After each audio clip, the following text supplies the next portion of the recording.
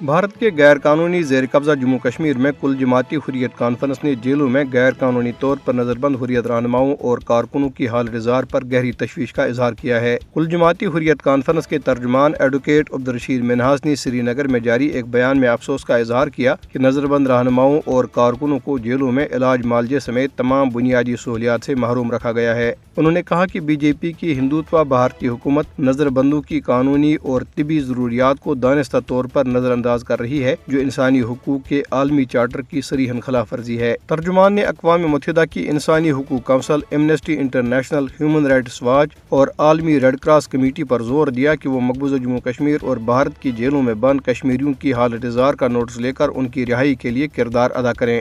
National conference کے رکن بھارتی پارلیمنٹ آغا سید روح اللہ مہدی نے کل جماعتی حریت کانفرنس کے سینئر رہنما میر وائز عمر فاروق سے نئی دہلی میں ملاقات کی ہے اور ان سے مقبوضہ جموں کشمیر کی صورتحال، ریاستی حیثیت کی بحالی اور سیاسی قیدیوں کی رہائی پر تبادلہ خیال کیا۔ 1 گھنٹے سے زائد وقت تک جاری رہنے والی ملاقات میں بھارت میں مسلمانوں کی حالت زار پر بھی گفتگو کی گئی۔ میر وائز عمر فاروق آج کل نئی دہلی میں ہیں۔ دریاسنا بدنام زمانہ بھارتی تحقیقاتی ادارے نیشنل انویسٹیگیشن ایجنسی کی جموں میں قائم ایک خصوصی عدالت نے ضلع اسلام آباد سے تعلق رکھنے والے 2 کشمیریوں عامر خان اور خورشید عالم کو کالے قانون UAPA کے تحت درج ایک جھوٹے مقدمے میں اشتہاری قرار دیا ہے۔ عدالت میں پیش نہ ہونے کی صورت میں دونوں کی جائیدادوں کی ضبطی کے احکامات دیے گئے ہیں۔ ضلع بڈگام کے علاقے چک کوسہ میں لوگوں نے قابض بھارتی انتظامیہ کی عوام دشمن پالیسیوں کے خلاف زبردست احتجاجی مظاہرہ کیا۔ کئی دیہات کے رہائشیوں نے چک کوسہ میں اکٹھے ہو کر بجلی کے سمارٹ میٹروں کی تنصیب کے خلاف شدید احتجاج کیا۔